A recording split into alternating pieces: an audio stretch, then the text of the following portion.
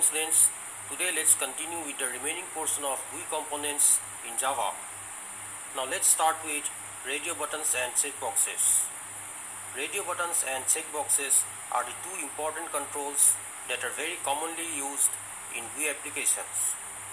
Radio button is very useful when user has to choose only one value from a limited set of values. On the other hand, using checkboxes, user gets the option to choose multiple values from a set.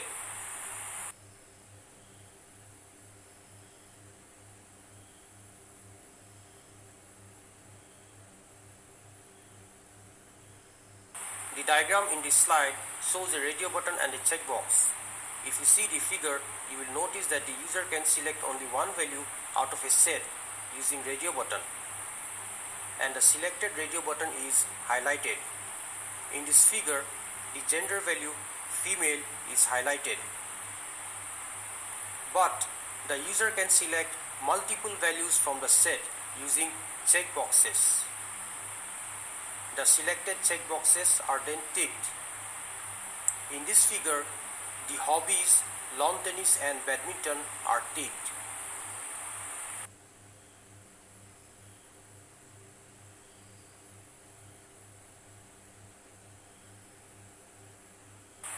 JRadio button is the class which represents a radio button control. The commonly used methods of the JRadio button control are setSelected and getSelected object. Let's start with the setSelected method. This method selects or deselects a radio button. For instance, if you wish to select a radio button, type the Java statement as JRadio button.setSelected, then within bracket put true. Or else, if you want to deselect a radio button, type the Java statement as JRadio button.setSelected, then within bracket put false. The next method is getSelected object. This method returns the value of the selected radio button. Now let's take an instance where gender can take any one value out of male or female. Now if the user selects the radio button corresponding to the value male, then the object returned by the method getSelected object will be male. And if the user selects the radio button corresponding to the value female, then the object returned by the method getSelected object will be female. The Java statement for that will be object followed by O and then a semicolon in the first line, and then in the next line it will be O equals JRadio button dot getSelected object, then within bracket put true. Now referring to our gender example, whatever value is chosen, be it male or female, the selected value will be returned and stored in the object O.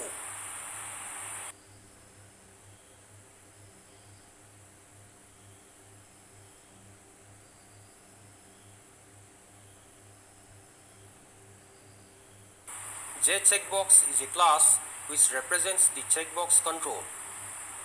A checkbox is useful when we want to allow user to select a set of items from a given list of items. A common method used by the JCheckbox class is isSelected. This isSelected method returns the state of the checkbox, true if it is selected and false if it is not selected. That means a tick checkbox corresponds to the value true and an unticked checkbox corresponds to the value false. And the Java statement to determine the state will be boolean followed by space and b and then semicolon in the first line, and then in the next line it will be b equals jcheckbox dot isSelected. That means if the checkbox is ticked, jcheckbox dot isSelected will return true and store it in the boolean variable b. And if the checkbox is unticked, jcheckbox dot isSelected will return false and store it in the Boolean variable b. So this is how the isSelected method works with checkboxes.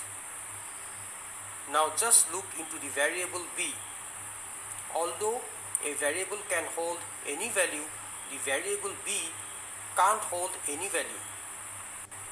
This is because since the variable b has been declared as Boolean, it can store only true or false as values. That is, it can store only two values, which are true or false.